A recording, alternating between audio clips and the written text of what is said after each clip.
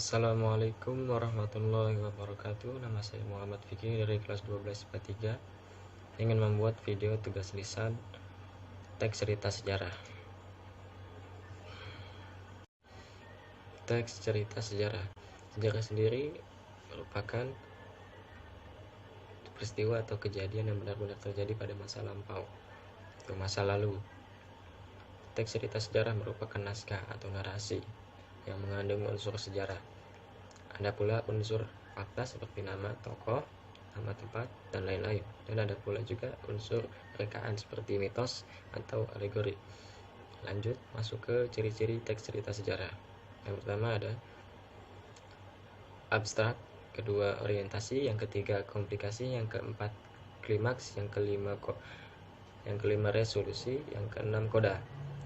Lalu masuk lagi ke fungsi dari teks cerita sejarah sendiri.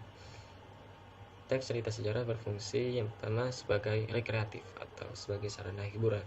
Yang kedua inspiratif, dapat menginspirasi banyak orang. Yang ketiga instruktif, dapat memberikan pengajaran. Dan yang keempat edukatif, yaitu dapat memberikan pembelajaran atau pendidikan.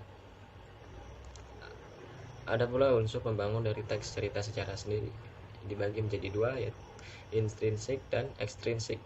Yang pertama unsur intrinsik merupakan unsur yang secara langsung membangun dari dalam teks cerita sejarah itu sendiri. Contohnya seperti tema, amanat, tokoh atau penokohan, sudut pandang, latar, dan alur. Yang kedua ada unsur ekstrinsik.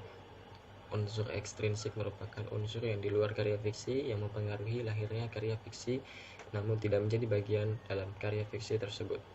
Contohnya kebesaran pemerintah, corak penceritaan, unsur keagamaan, unsur politik, unsur hukum, dan unsur sosial.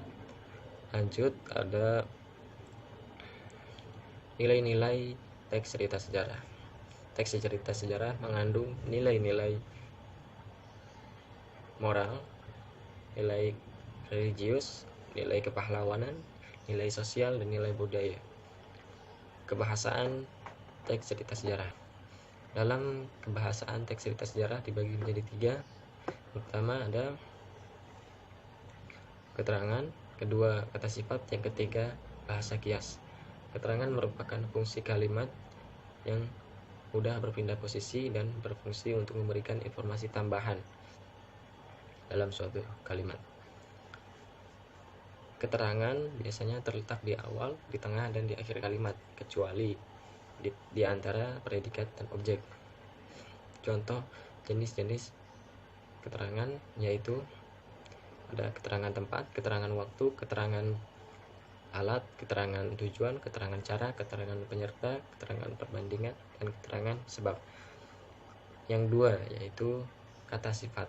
Kata sifat merupakan kata untuk menerangkan fenomena atau kata benda. Biasanya digunakan untuk menggambarkan tokoh, tempat, dan suasana. Nomor ketiga, bahasa kias.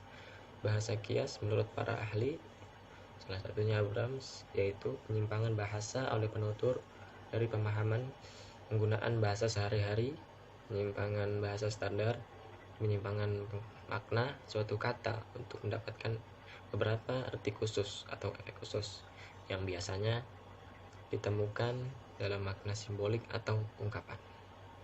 Terima kasih, demikian yang saya bisa sampaikan. Kurang lebihnya mohon maaf. Assalamualaikum warahmatullahi wabarakatuh.